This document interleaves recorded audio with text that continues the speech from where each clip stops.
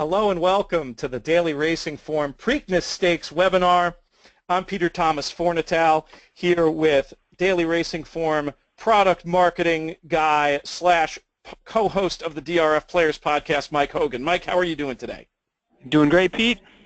We're here with very special guests today. We had them 2 weeks ago to talk about the Kentucky Derby, and we had a lively conversation and a lot of positive feedback from folks out there in the audience, and they have graciously agreed to join us once again.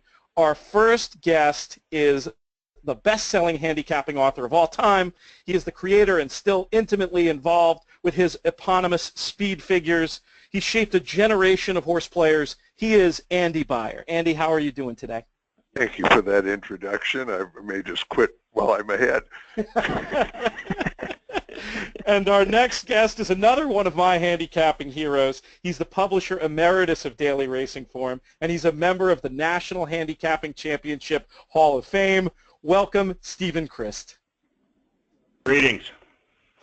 So the plan for today's show is we're going to analyze the Preakness Stakes, and then we're going to give you a whole lot of bonus coverage. We're going to go through what looks to be a very interesting all-stakes pick 5 sequence on Friday's races at Pimlico, featuring the Pimlico Special and the Black-Eyed Susan Stakes. Mike, you want to talk to folks about how they can submit questions at any time during the webinar? Absolutely. So through the webinar chat panel, there's an area to submit your questions. Just type it in, hit enter. They'll get passed along to Pete or myself. Probably a lot of them will answer organically throughout the show, but if there's time at the end for general questions, we'll get to those as well. Yeah, we did have one question come in that I think we should deal with right off the bat. It came in via Twitter, and it was a question about methods for handicapping on off surfaces. Steve, how does your handicapping process change when you're looking at a card like Saturday where there is a 90% chance of rain and possibly up to an inch of rain that's going to be falling on Pimlico? Well, you obviously, if there's a very good chance of rain, you kind of go through, the card in additional time, just kind of looking for, wow, is there any horse who moves way up in the slop who I initially thought was, too slow or not good enough for the race. But, until you get to Saturday afternoon, you just don't know whether you're talking about, good, muddy, sloppy, drying out, whether it might be speed or closer favoring. So it's hard to plan that 2 days in advance. Andy, are there any special steps you take under these circumstances? Well, again, as Steve said, you want to look at horses who may have a fondness or a dislike for for off tracks, but we have to make those judgments carefully, not just look at, oh, this horse won in the slop, I like him, like for exaggerators, it will be a kind of a good test case in here. He's won. He won a big and ran his very best race and best speed figure in the slop. But did that really make him a slop-loving horse, or not? He had a big pace in front of him that day. Maybe it was just other circumstances. So it's not an easy judgment or one you should rush into to say, oh, this horse is a mud lover. We're going to go through this field runner by runner, but I want to do it a little bit differently than we did last time where we went through in post-position order. I sort of want to take a look at the market and go from the long shots down to the favorites. We'll keep it with you, Andy, to start. The first horse I want to talk about is number 4, Awesome Speed. Will he be on any of your tickets? No. There's as we will note as we go through this field, there's a lot of speed in this race, and he's one of the speeds. He's a lifetime best Beyer figure of 87. Not for me. Steve, do you take any more of a positive view of number 4, Awesome Speed? None whatsoever. Let's move on to number 6, Lonnie, 30-1 on the line. Lonnie, the third horse other than Nyquist and Exaggerator to be returning in 2 weeks' time from the Kentucky Derby. He made quite a show of himself in the mornings Derby week. It certainly provided some comic relief. But then in the race, ran a little better, I think, than a lot of people were expecting. Did he run well enough in that race, Steve, that you're going to be taking a longer look at him for the Preakness? Well, yes and no. I mean, I don't think he can win the race, but I do think he ran sneaky okay in the Derby while having some issues. I wouldn't argue with anyone who's going to try to get him in the number to be third or fourth. But I can't, bridge the 11 lengths between him and Nyquist. Andy? Well, he was my pick to finish last in the Kentucky Derby, and I was wrong there. I mean, he came a mile wide at Churchill Downs, and, it wasn't a disgraceful effort, and now in a speed-laden field, he could be, the closer who clunks up to finish third. In fact, I picked him third. So, he certainly can hit the ticket. Next runner I want to talk about, speaking of the speed-laden field, is number 8, Laubon, excluded from the Derby, gets a chance to participate here. Is there anything more to him than the old closer look comment, know him early? Andy, we'll keep it with you. No, I mean, this horse isn't bad. I mean, he was in a real big fast pace at Keeneland, but he's just going to show speed and die in here. Steve? I agree. We've got a couple of maidens in these races, and I don't know why they're persisting with this horse. I don't see what he's ever done that makes people think he could win the Preakness. Number 9, Abiding Star, comes to this race on a 5-race winning streak. Steve, is he somebody you're considering for any spot on your tickets, or is this a case of a horse who's been just beating up on inferior competition? I think it very much that. I mean, this is 5 races ago he was maiden 40, and he's won a couple of $75,000 to $100,000 stakes, on the lead. I don't think he's going to make any impact in a Grade 1 race. Any dissenting opinion, Andy? Not at all. He, again, looks like a one-dimensional speed type and not that great. We've talked about the various speed types in the race. Another late runner is number 10, Fellowship. Andy, is he one you could consider for the bottom of your tries and supers, or anything more? Yeah, somebody's got to be fourth, and a lot. One or two of the other closers were, did their closing in races that really fell apart. This horse, kind of legitimately clunked along to be third to Nyquist in Florida. He's run against top horses, and as I say, somebody has to be fourth. Steve, will he have a place on the bottom of your tries and supers? If I use a bunch, he might, but, this is a horse who you can kind of set your watch by figure-wise. He's a useful horse for people like Andy who make figures because he runs pretty much the same race every time. That same race, doesn't put him in any contention to run first or second, but as Andy said, somebody's got to be fourth. Be careful about saying, wow, look at his PPs. He's run against Nyquist and Mohamed. Yeah, he ran against those horses. There wasn't an instant in those races, where he was any kind of danger to be first or second. Number 1, Cherry Wine, is another who was excluded from the Derby but will line up on Saturday. Seems like he might be another who fits that mold of a late runner. Somebody's got to be third, somebody's got to be fourth type horse. Do you have any more optimism about Cherry Wine than some of these other closers we've been talking about, Steve? Yeah, a little bit more. I think this is a horse who may end up being a good horse. Obviously he hasn't run a race that's good enough to win this, but he's the horse who I'm going to try to, cement a triple with behind the 2 favorites. Remember in the Derby we talked a lot. There were like 10 or 11 indistinguishable, late running clunk up horses. don't have many of those in this race. I mean, it's Exaggerator and Cherry Wine are sort of the only two closers, and given all the bad speed in the race, if there's a meltdown, Cherry Wine's going to be running by a lot of horses late.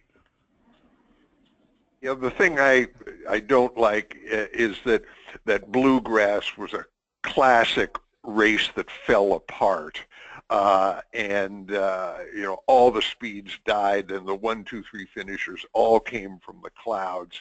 That's why I, you know, lean maybe a little more toward Fellowship, who was like running in more legit races pace-wise against better horses. The plus for Cherry Wine, though, is that Dale Romans has a habit of you know finishing in the money, at least in the big races, with horses like this. He is a sneakily good record, you know, in the Triple Crown with you know, kind of long shot plotters. Another guy who gets his horses to finish, and with the way we're talking about this race and how it might set up, that might be just what you want here. Number 2, Uncle Lino improved markedly in his last start to win the California Chrome Stakes at Los Alamitos. Andy, do you think he'll have an impact on the outcome today? Yeah, he's another one who's got good speed, but he's got a respectable figure last time of 95. You know, that was an honest pace, and you know, he chased you know, the torrid pace in the Santa Anita Derby. You know, I mean, this is a useful horse. They should probably be running him in a more sensible spot, you know, than the Preakness, because I mean, you can win some races with this horse. Steve, do you see him the same way? Yeah, I'm not at all enthusiastic about his prospects here. You know, he's certainly in the race for 3rd and 4th, but you know, I mean, he may have improved a little bit last time. You know, he was 6-5 in a restricted stakes, but I just can't get past, you know, when he ran in real races against the Exaggerators and Dancing Candies of the world. I mean, he wasn't in the hunt at all. Number 7, Collected, shows up here with a little bit of hype anyway, off a couple of open-length victories for a trainer who's had more than a modicum of success, I think we can agree, on the Triple Crown Series, the white-haired wonder himself, Bob Baffert. Steve, is this a horse who could bring Baffert back to the Pimlico winner's circle, or what role do you see Collected playing in the 141st running of the Preakness? You know, he'll be close early. I just can't put him near the top 2. I mean, he's, you know, paired up a couple of Beyer 90s, and that's not going to be good enough to win this race. And is there really any reason we expect him suddenly to jump up and run a 98? I don't have one. Andy, do you think he's a legitimate contender? Much as any rational man has to respect Bob Baffert's work in the Triple Crown, you know, the fact that Baffert is training this horse ensures that he is going to take more money than his record deserves, and you know, this horse just isn't good enough, and Baffert is not a miracle worker. So I'd you know, certainly from the value standpoint, throw him right out. Number 11, Stradivari, seems like kind of an interesting item. Mike Hogan has already predicted he will be an overbet horse in this race. Before his last race at Keeneland, I was there that day. It was one of those days where, you know, the person making your hot brown in the morning was telling you how well Stradivari was going to run. International tip type of a horse. Do you think, Andy, that Stradivari has a chance to run up to the hype and make an impact on this race, or do you think it's just a lot of palaver? Well, he earned, you know, the 3rd best, you know, Beyer speed figure in the field, you know, next to the 2 favorites. I mean, he's not far away from them, but nevertheless, I'm opposed to this horse. You know, this is an era when trainers, you know, like to treat their horses more and more lightly, bring them into big races with, you know, with a light touch, not over race them.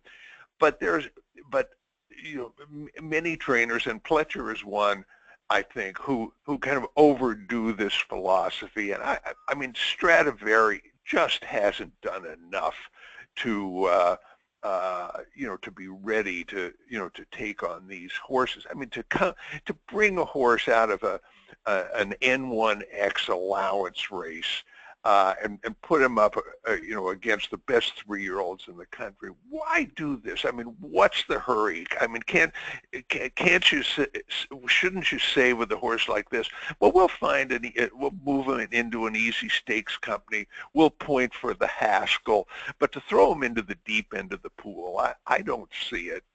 And parenthetically, one of the things about both Nyquist and Exaggerator are two favorites here.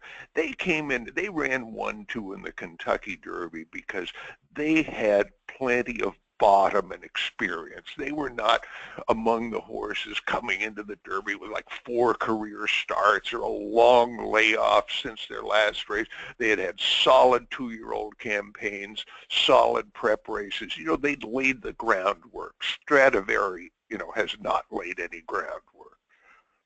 Steve, are you in the same boat as Andy when it comes to Stradivari? Yeah, I pretty much am, but I would concede, 2 things. One, I think he's the 3rd most likely winner of the race. I mean, if for some reason Nyquist and Exaggerator don't run, he is by far the next fastest horse, granting everything Andy said, which I agree with about, he's taking on a huge task in his 4th career start. And there's some chance that this is, a future star. Horses who run figures of 100 in their 3rd career start, they can go on to be anything. We just don't know. The problem is that, because of that 100 sitting right there, as well as the names Pletcher and Velazquez, this horse is going to be very badly underlaid. Maybe there's a 1 in 15 chance that he's, going to turn out to be a superstar and, a top 3-year-old in this crop, but you're not going to get the right price for that. So I'm not planning to use him. So far, the scoreboard between Exaggerator and Nyquist reads Nyquist 4, Exaggerator 0. Steve, do you think Exaggerator might have a chance to get on the board here in the Preakness? I think he might. I mean, I sort of went down to the last second of which one to pick, and I think at 3-5 versus 3-1, that people may be undervaluing Exaggerator a little bit. I'm not looking to beat Nyquist. I have nothing against Nyquist, but I think Exaggerator's last 2 races, they're excellent. He was getting to Nyquist. I understand that there was a fast pace that may have favored him, but it's not like there were a whole lot of horses, coming from 15th place in the Derby and running really well. I thought he ran very, very well, and I'll take him in what I think is a 2-horse race. Yeah, I'd like to make one observation about the Derby. I mean, Steve alluded, as most people have, to the fast pace in the Kentucky Derby, and when you look at at the race in that context, Nyquist was there chasing the fast pace. Exaggerator, benefited by closing into it. But when you look more closely at this wasn't a fast pace in the Derby. It was, or not as fast as people think. I went back and looked at our track variants on Derby Day, back to the very start of the Beyer speed figures appearing in the daily racing form. And this was the fastest Churchill Downs track in all that time. And when you take into, in fact, there have only been 2 derbies in those 23 years that were even, where the track was even close to being that fast. And when you take the track condition into account, the pace, and in the Nyquist race was actually a little slower to the 3/4 mark than, say, the California Chrome's year, or a number of derbies in recent years. So, I don't accept that you know, that Exaggerator was helped, you know, Flattered. helped by a hot pace, or flattered by a hot pace. You know, nevertheless, I mean, both the horses deserve, you know, deserve respect. They, you know, they fire every time. You know, they've got the best figures. I mean, it's really tight, but I just can't get too far away from the fact that, you know, Nyquist is, you know, is 4-0 against his main rival. I mean, he's really so versatile and, you know, and so consistent. I mean, I guess I give him a little edge, but really, this is a 2-horse race. If you're doing sequential bets, I mean, to me, it would not make sense to make a stand on one over the other. I mean, you know, it's a tough call between the two of them.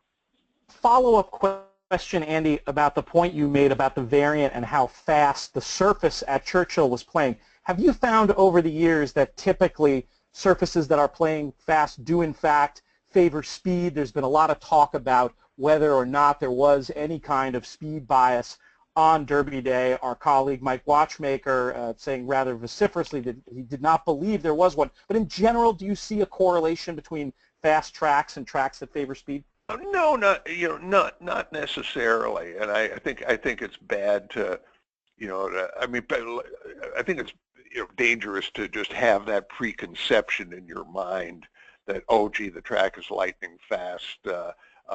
You know, speed is going to win. I mean, you know, it just doesn't necessarily happen that way. So I guess my answer to that is no.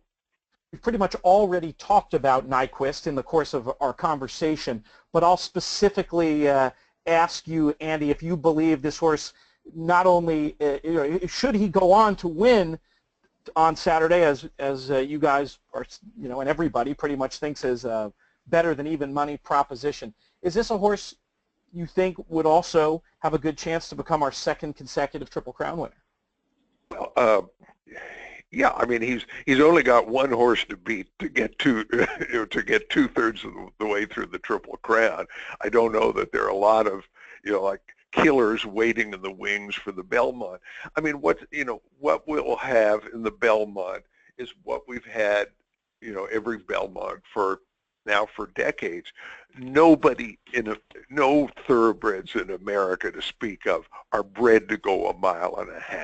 So when they try to do it, it's just a crapshoot genetically, and you can't know, you know, who is going to be suited to the distance and who's not. You know, so that, you know, that's what's made, you know, the Belmont Stakes so difficult and the Triple Crown so elusive, at least in my opinion. You know, but we really don't. You know, a lot of people were saying, you know, that maybe Nyquist couldn't even go 1.25 miles. You know, so everybody was wrong there. But you know, 1.5 miles is a different game. So that will be the issue. You know, if he gets that far, we'll know he's the best horse going shorter. I love that term, genetic crapshoot. I think I'm going to have to steal that at some later point. Steve, how good do you think Nyquist is at this point? You know, it's kind of hard to say. I mean, he's obviously a very good horse, and he's a champion, and he's a little bit of an overachiever. I mean, he's won all the most important races in his division. He's versatile. You know, he does what he has to do. You know, on the other hand, I'm sorry, he hasn't run a Beyer better than a 103. I'm not quite ready to put him in the Hall of Fame. And, you know, let's see what happens in the Preakness. I mean, if he, you know, clearly tires late and is running sideways and wins the race, you know, with a figure of 101, I'm hardly going to say this is one of the greatest thoroughbreds we ever have seen. He's going to win the Triple Crown. So, you know, it's going to be interesting not only for the outcome of the race, but of how this horse, you know, looks against Exaggerator down the stretch. It is amazing. Neither of you guys are on horse racing Twitter. Horse racing Twitter can be kind of an interesting barometer of how people think and sometimes even how they bet. But in the case of Nyquist specifically, it is kind of amusing how this horse went from being one that it was very fashionable to take shots at going into the Derby, and suddenly he wins the Derby, and now he's the next coming of Seattle Slew. So it's going to be interesting to see how things play out on the racetrack here. Mike, I understand we have some questions from the audience before we move along to the Friday Pick 5. We do a few general questions about, and Andy, well, and Steve, you as well have mentioned the pace being a little stronger, or at least lining up with more front runners than what we saw in the Derby. So I'll ask two questions that kind of cover a lot of the questions that I've been seeing. Who do you see of these new speed horses? Who do you see being on the lead? Where do you see Nyquist sitting, second, third, fourth, etc.? And do you have an estimate of what you expect the first half fractions to be? Well, the fraction, given the uncertainties of the weather, I couldn't begin to guess. I mean, there's a lot of legitimate speed in this field, and it really, depends on who is which jockey is most committed to going to the lead. I mean, Uncle Lino is fast, and Leoban is fast. All we know is there's going to be a legitimate pace, because that's the only chance those horses have, is to go and somebody thinks, well, maybe I'll steal it or get a moment of glory. So I see Nyquist kind of sitting in mid-pack on this one. I mean, remember, he came from 7th place to win the Breeders' Cup last fall. So I don't see him, just comfortably stalking the lead as he did in the Derby. Steve, anything? I mean, there are a dozen of them who, always are one too early in the race, and they tend, not to be very good horses or serious contenders in here. So I agree with Andy. I think Nyquist is going to be farther back than he's been in any race than the juvenile, because there's just no point, in engaging with those horses early. I mean, he'd win the battle. He's much better than them, but I don't know what he'd have left in the stretch. So, I would expect him to be tucked in sort of, in the second flight and waiting to make his move. One thing I'll just note, I don't think it makes any difference, but, Lauban is taking blinkers off and switching to a rider who is better known as a finisher than a speed merchant. So, maybe they're going to try to be clever and take him back today. All right, so got one more question, actually a couple questions, but they're both about the same horse, which I think might be the most interesting horse in the race, at least in terms of ones that people are less familiar with, and that's Stradivari. Some folks have compared him to Bernardini, who of course also won the Preakness in his 4th career start, coming off of a big Beyer speed figure jump up in the 3rd start. Do you see any similar comparison there?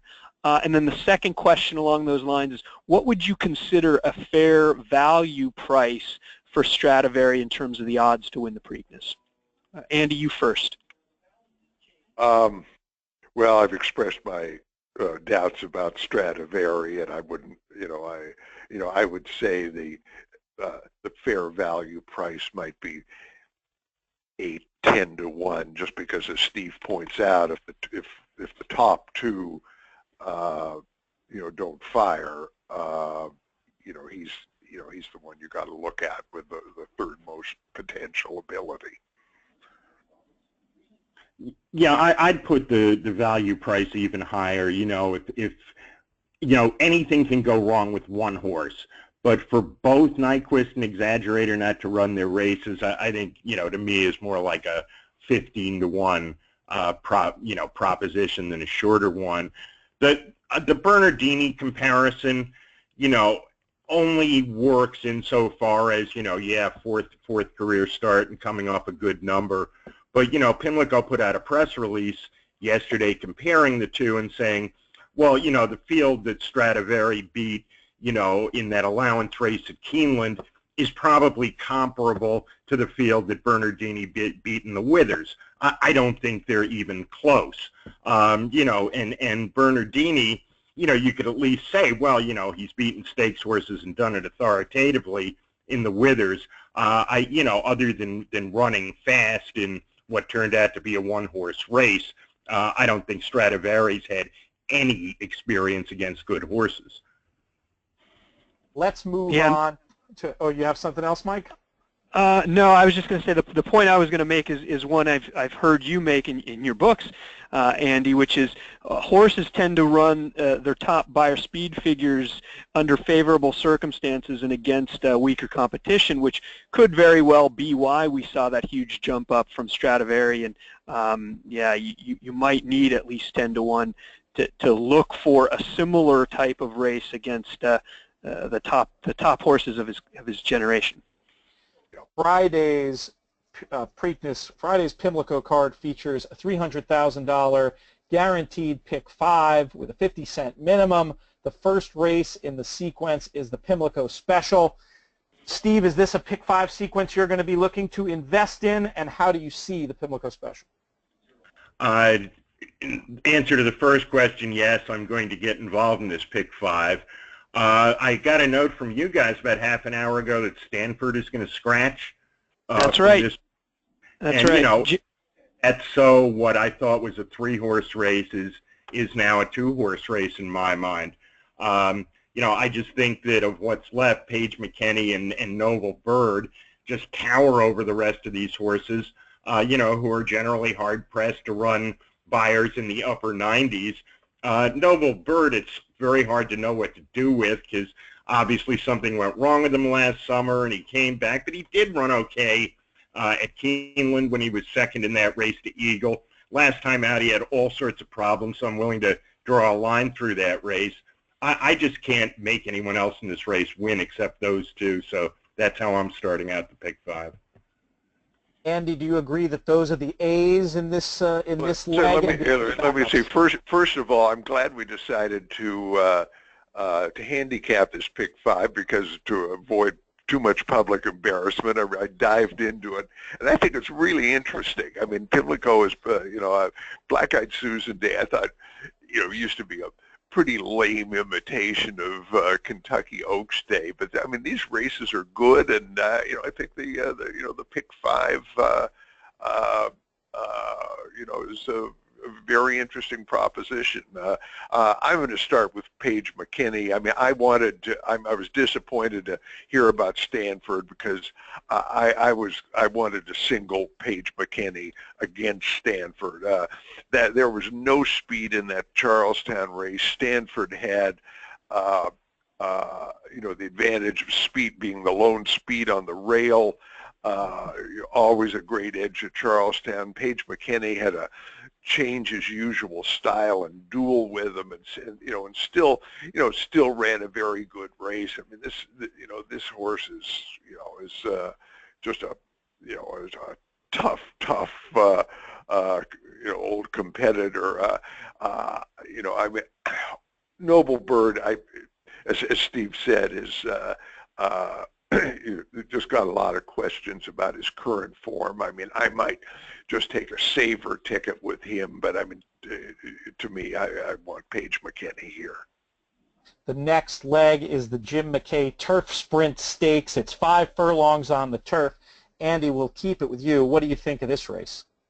Well, as the person who's personally responsible for the figures for most of these horses, since I do the Maryland numbers and the Kentucky numbers, I should offer a quick disclaimer that sprint figures are often very tough to make just because you don't have anything to compare them with on the same card. And that was the case on Oaks Day when Rocket Heat won the turf sprint. The figure of 105, all I can say is it was the best I could do. He'd never run a number like that, but I mean, in the mid-pack, the horses 3rd, 4th, 5th, 6th. I mean, horses like Power Alert, are some of the best.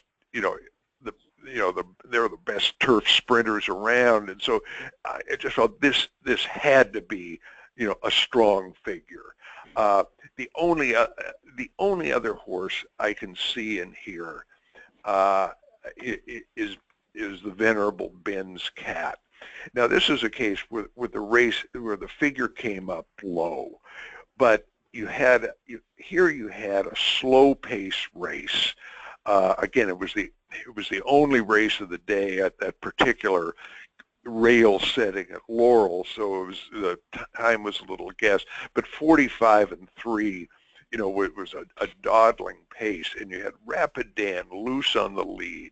Night Officer, who is one of the better sprinters around, was stalking that pace, and Ben's Cat swung outside and blew past them like they were standing still. I mean, this was a much better effort than it may look on paper. This horse has still got it at 10. So to me, this race is 7-2. I'm not getting using anybody else. Steve, what do you think of those favorites at the top of the market, and will you get creative here in any fashion? No, I don't think this is a creative race. I mean, the first two legs of this Big Five, I think, are very straightforward. I'm going to go 3 deep rather than Andy's 2 deep. I'm also going to use Night Officer. But, I mean, those 3 horses are combined about, 95% that one of them wins the race. And, when you can get through the first 2 legs of a Pick 5, 2 by 3, you're in pretty good shape, because the next 2 races coming up, at least to my mind, are crazily wide open. Well, let's go right to it then. The 9th race is the DuPont Distaff Grade 3 for 3-year-olds and up, fillies and mares. Who are you going to use? Well, so far I've thrown out 2 of them. So, I still have 8 horses open to win the race. I mean, at equal prices, gun to my head, most likely winner, I'd take My Ling, because I don't think there's much speed in this field.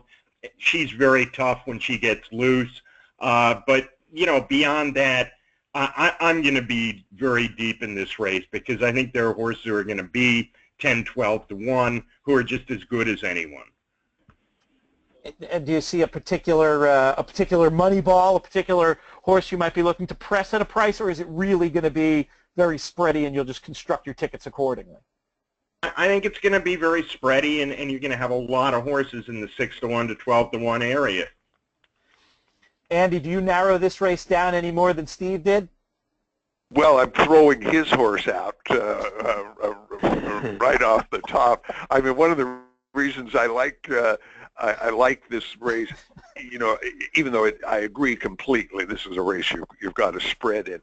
I do not like My Ling. I mean, last time out, she's in a field of 4, gets the lead in an extremely slow pace and gets beat. The time before that, when she got that figure of 94, it was an extremely biased inside speed favoring day at Aqueduct. With this horse, the morning line favorite, I mean, I think you might be rewarded by spreading. I think Tiger Ride has has a reasonable shot in here. She came back to the races this year in a 7-furlong sprint at Gulfstream, which is not her distance. I mean, she's been a distance runner all her life, and she runs second to one of the best sprinters around, Stone-tastic. Then goes on the turf against like the best filly turfer around. I mean, I look at her figure of 88 coming off a long layoff at a distance that too short for her. She's got figures to improve at least a few points off of that, and and that a little improvement like that could make her a winner. I'm certainly not going to stand alone or stand even nearly naked with her, but I think she offers some value. The 10th race it's good to look at the company lines in these races, because it seems like about half of them have just flat out been running against better horses, and they're now dropping down into far more realistic spots. as opposed to horses who usually race at the sort of the bottom of the graded stakes ladder. And you've got horses coming out of races like the Jenny Wiley and the Apple Blossom and the Madison, who I think might be worth a look. I agree with Andy about Tiger Ride. A horse who I think is the longest price in the race, well, beyond the hopeless Camille Claudel, but Super Majesty, I'm going to use at 15-1. I think it's a very interesting filly. She could end up, she's the other speed in the race. And she showed so much talent early in her career that if you can bring yourself to draw a line through her race in the Madison, she's got a shot at a big price. Yeah, I've got her tabbed as lone speed. I mean, this is such an aggressive move by Steve Asmussen, to take a horse like with this record and sending her a mile and an eighth. But I got to think. I mean, he's a guy who usually knows what he's doing. So I mean, she'll certainly be on my ticket as well. The Hilltop Stakes is the 10th race. It's a mile and a 16th on the turf for 3-year-olds. Andy, how did you narrow this one down? Well, I narrowed it to either like 7 horses or 1. I mean, this is a race it's really too tough for me. As I say, there will be probably 7 of them on my ticket. But the horse I want to bet in here is the 5 Miss Katie May. She comes out of a race at Keeneland with a very, very slow pace. The speed went 1, 2, 3 around the track in there, and I went back to the Trackers website and looked at her, at her splits in that race. She ran her last quarter, according to Trackers, in 22.38 seconds. I mean, that's what horses, turf stars from Europe run, when they win the Breeders' Cup. I mean, that was some finish. And I also like the fact that a horse behind her, La Piba, who was like about 5 lengths behind in that field and is in here tomorrow, came right out of that race to win. So I think Miss Katie May is really interesting, but I view her for myself as more of a win bet type, than one that I would have the courage to stand alone with in a pick 5. Steve, is Miss Katie May one of your A's in here, and how do you separate the contenders? Well, she's absolutely an A. I'm not going to be shocked if she goes off at more like 3-1. I mean, this was a Group 3 quality filly in Europe, which usually translates to Group 1 or 2 quality in the United States in grass racing. So she's obviously a very strong contender. But I still have 7 or 8 of them open. I mean, I think you have 8 horses in this race, whose best buyer is between a 78 and an 81. So, you're not going to get a whole lot of help with the figures there. And I think there are a whole bunch of them that can be very competitive, obviously including Wessex, who I don't think you're going to get 8-1 on. And, that wasn't a great field that she beat at Gulfstream. But to win your debut going, a mile and an eighth, I always, to me, presages that you might be a lot better than your first race. And it is worth noting, Wessex, we know that Bill Mott is not a guy who wins with first-time starters. So for her to win like that, for him is an extra plus. I was just going to say it's worth noting that the 3rd and 4th place finishers came back to win in their next starts. So perhaps the field that she beat was pretty decent too. All right, so far we've got 2 races to narrow down, and we got 2 races to spread in. Now we're going to head to the anchor leg, which is race 11, the Black-Eyed Susan, a grade 2 for 3-year-olds, of course, going a mile and an eighth. Steve, which direction are you going to go in the Black-Eyed Susan? I'm going 3 deep, and I think that's all you need to go, although one of my 3 horses is a ridiculous price in the morning line. Landover Sea and Go Maggie Go are the obvious favorites. You usually don't get the 2-3 finishers, from the Oaks running back 13 days later in the Black-Eyed Susan, but you do this year, and they're both extremely legit, and they're both better than, almost all the rest of these. The one who I'm going to use as my third horse in equal strength, and I can't believe she's actually going to be 15-1, is Dothraki Queen, who ran well enough as a 2-year-old that with any kind of improvement, she's right there with the 2 favorites, and she's 15-1 on the line. I mean, she's second off a layoff. She came back, in a kind of stretch your legs effort in the Appalachian on turf against Catch a Glimpse. Now she's back on the dirt, and I think she's one of the only 3 horses that can win this race. So I'm just going 3 deep and stopping there. Andy, is it that simple for you as well in the Black-Eyed Susan? Well, that's a point well made. Steve persuaded me to use the 2 in here. I mean, as he said, it's unusual.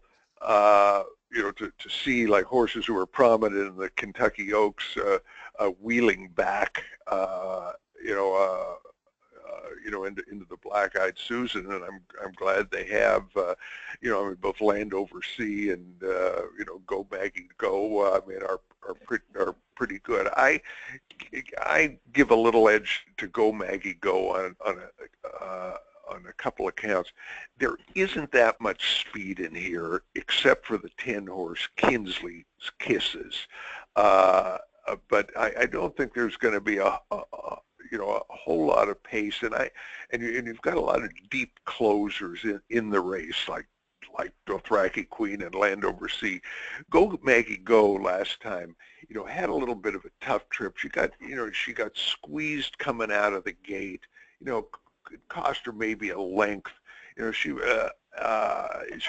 didn't have a great position, but she's shown in her other races she's a horse sort of capable of sitting a couple lengths off the pace. So I think she's going to have the advantage of maybe being better positioned than some of the other contenders. So I would give her a slight nod, over Landover Sea, but they're obviously very close together. Anything in terms of backups for you here, Andy, or are you going to try to get out with those 3 horses, basically? Yeah, I mean, the top 2 would be my focus. The only other horse, I just, wondered about Kinsley's Kisses. I mean, this is an aggressive move by Pletcher. I mean, this filly was in a duel, with a real bullet named Our Girl Charmer, and so she is really fast, and I'm not sure that I can see this horse going a mile and an eighth. I mean, her 2 wins were as an odds-on favorites against lesser, but I got to respect Pletcher, and I always have to respect the lone speed. So that's the one other one that I could make a teeny case for.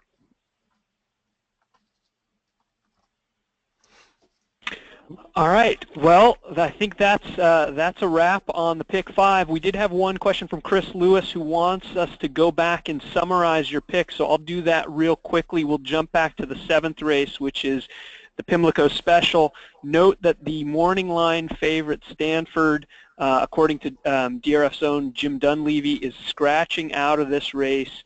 So that leaves Paige McKenney as the likely favorite. That will be Andy, that's your single to start the pick 5. Yeah, a small backup with the 7, Noble Bird, which I know Steve was going to use in equal strength. Right. So 1-7 for Steve, 1 more heavily than 7 for Andy, and the second leg also only going 2 deep for each of you. That's number 2, Ben's Cat, as well as I believe it's number 7, Rocket Heat. Both using an equal. 3 deep. I'm also using Night Officer. That's right. Night Officer is the number 5 horse in that leg.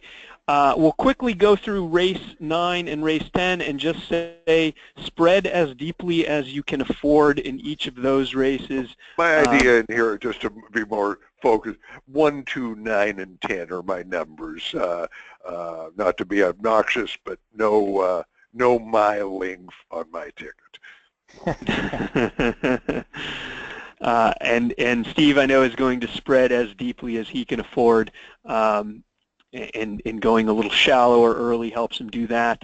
Although, Andy, you did mention a bit of love, maybe on the win side for number 5, Miss Katie May in the 10th race, the Hilltop. And then wrapping it up in the... Go ahead. But in the pick 5, this is the kind of race you just have to spread in. I've got 7 of them. Right. All right, and wrapping it up in the Black-Eyed Susan, both of the runners coming out of the Kentucky Oaks will be used heavily by Andy and Steve. That's number 3, Landover Sea, as well as Go Maggie Go, who Andy likes a little better than her rival Landover Sea, but both top contenders for each.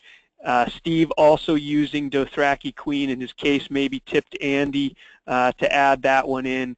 And Andy will also be adding potential lone speed, number 10, Kinsley Kisses for trainer Todd Pletcher. Did that cover the pick 5 sequence for each of you? Lock it up. I love it.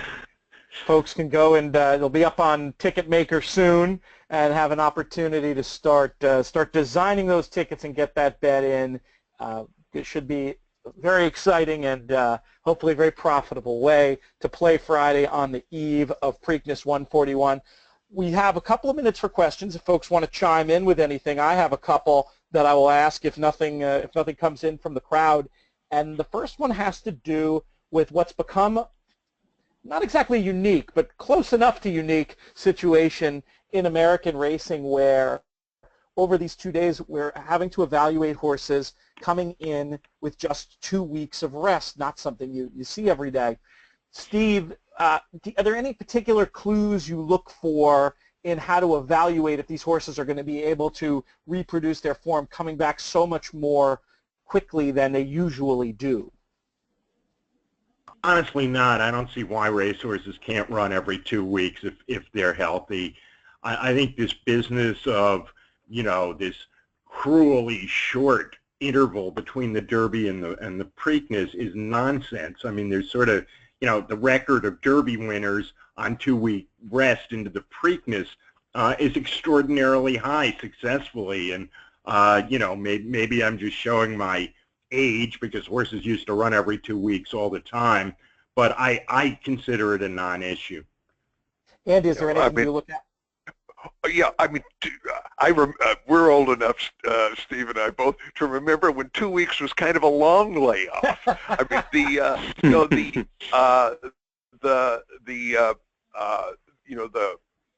established route to the Kentucky Derby used to be the Derby trial, going, with a 4-day rest, and then for years the key prep race was the Bluegrass, which was 9 days before the Derby, and give those horses an edge over those horses who were growing stale with a 14-day layoff. So I agree with exactly what Steve said, and the fact is that the proof of this is the Kentucky Derby and the Preakness. I mean, regularly horses run better in the Preakness, in figures, than they do in the Derby. I mean, winning the 2 races in a row is not that difficult. It's true. The data certainly suggests it's something that could be seen a lot more than it is, but there's something in the culture of horsemen. Perhaps they're worried about the long-term effects of the quote-unquote wheel back. Whatever it is, it's another wrinkle and something we have to look at when we're looking at this year's both the Black-Eyed Susan and the Preakness Stakes. Mike, have we heard anything at all from the crowd, or maybe we'll let the guys go home a minute early from this webinar? There was just some questions about some of the other races on the Preakness undercard. I'm not going to put you guys on the spot because I know you haven't really had as much time to look at those PPs. But if you have anything, feel free. Certainly, no pressure. No. I put all my mental energy into the pick 5. Perfect. That's kind of what I figured. I'm going to mention one other thing I found in my research for looking at the Preakness and looking at horses running in the Derby. I actually found a horse in the 60s named Reason to Hail, ran 3rd in the Kentucky Derby, then a week later ran in the Withers, ran 3rd to Dr. Fager, and then the week after that ran in the Preakness. So, I guess the trainer thought that the 2 weeks between the 2 races was not quite enough, and wanted to run in another one as well. So, yeah, boy, how times have changed, huh? A couple of winners raced between the Preakness and the Belmont just to stay fit. Yep. Yeah, and that was and those horses who had a race between the Preakness and the Belmont historically had a big edge over the 3-week layoff horses. So if times have changed. All right. Well, thank you for joining us today for the Preakness Stakes webinar brought to you by Daily Racing Form. I want to thank Andy Beyer. I want to thank Steve Crist. I want to thank Mike Hogan. It's been a pleasure getting to spend time talking to everybody out there in the audience, and always so great to get these guys' thoughts. Hopefully we're going to take this information and turn it into some money across both Friday and Saturday at Pimlico. 2 exciting days of racing, and hopefully the rain will not interfere with things all that much. You've been watching a webinar produced by DRF.com.